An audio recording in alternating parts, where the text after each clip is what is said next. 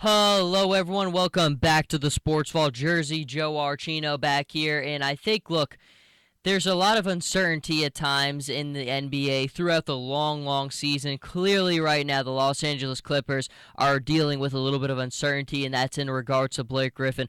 By this time, everybody knows the news. He's out an additional 4 to 6 weeks now with a broken hand after just what has to be just considered just an absolutely irresponsible and just unforgivable situation where he apparently punched somebody. I still don't know if we know entirely who it is, but it seems like he said in his own words that a situation among friends escalated and I regret the way I handled myself. We think it was an equipment staff person or something like that. But I think at its core, what this says is it says something about the Clippers organization. It says something about this Clippers team. This isn't the first type of incident we've had where there's been hostility and there's been tension. All we could hear about, there were multiple reports that DeAndre Jordan and Chris Paul nearly came to blows one time before and that the two of them did not get along. I know in the offseason they all kind of had Operation Let's Get DeAndre Back Here, and it somehow worked and they got it all to work back together. But there's a lot of tension here. There was tension here last year. You can feel now there's tension here again. Now, I like Blake Griffin. I think Blake Griffin is one of those guys where you could tell that the work ethic is clearly there. He came into the NBA, and he was a volleyball player. That's all he could do. He couldn't play away from the basket. He couldn't hit mid-range jump shots, but he tremendously worked at his game and became a much better polished NBA player in a much more versatile game. But what you see from this is the growth mentally as a leader hasn't shown up. That's just as important. I mean, we see what LeBron James went through, and I'm not going to compare LeBron to anybody because that's just not fair. He's a once in a generation player. But what you do need to do is take the leadership. That can be applicable to anybody, regardless of the skill. And Blake Griffin is an important, hugely important piece of this team. And for a leader like that to do this, he's not a leader.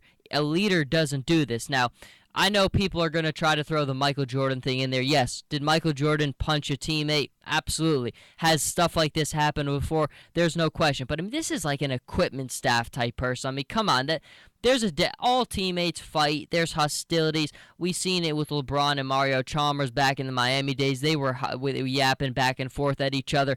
And stuff like that happens. But I mean, you have to compose yourself at times like this. And for something like this to happen after you've been out and your team has been needing you back, again, that's just something that's almost unforgivable for Blake Griffin, a guy who's been in this league, a guy who's carried big weight on his shoulders for his team, to now be out an additional 4 to 6 weeks. And let's be honest, the two best teams in the West by far, the Spurs and the Warriors, you're not catching them as it is. You're not going to beat them in the playoffs as it is. And right now, again, you want to turn on the Jets after the All-Star break. You want to be playing and riding high off your momentum from that point onwards.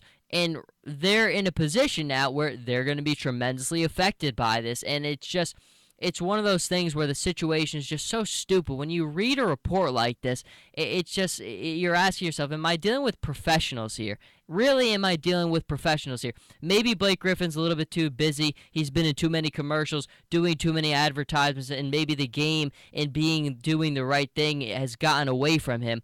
Clearly, that is what I think of all this. I love Doc Rivers. I think Doc Rivers is a great technician and a great coach, but he's had some trouble controlling his players at times. Rajon Rondo and him constantly batted heads, and I think that's more of a Rondo thing than it is a Doc Rivers thing. But if you want the leadership to be there, you have to convey that, and clearly with Blake Griffin, it's not there. Even Chris Paul, the best point guard in the game, had his troubles with DeAndre Jordan getting along, and that just doesn't happen. I mean, with LeBron James, I know people like to criticize him, but when has this ever been an issue? Never. True leaders always find a way to get along. You can argue, you can have little fights with your teammates, but at the end of the day, the great leaders always know how to pull it back. You've always got, and you've seen that. You saw that with LeBron James and Mario Chalmers. The great leaders know when it's time to bring it back. Yes, you can fight, but you have to be able to bring it back at some point. Guys like Blake Griffin don't get that. They don't have a clue, and that's the reason why this organization's still going to be winless without a title for a long time to come. They'll be competitive, they'll be relevant, they won't win a title with this group. It's not going to happen. Chris Paul, great player. Blake Griffin has made great strides in this league, but there has been too much tension. This is just another case in point. They're not going to win anything significant. I hate to blow the lid off of it because, again, I think the Clippers, after the whole Donald Sterling thing, were a team that were very easy to root for. I really enjoyed it. It was a very enjoyable style of basketball, but there's been tension there with some of the players ever since that stuff kind of got removed, and this thing by Blake Griffin, it's just one of those things where it's embarrassing. It really is. You're a professional. You're supposed to have a leadership role on this team, and this is how we're talking about you in the news right now.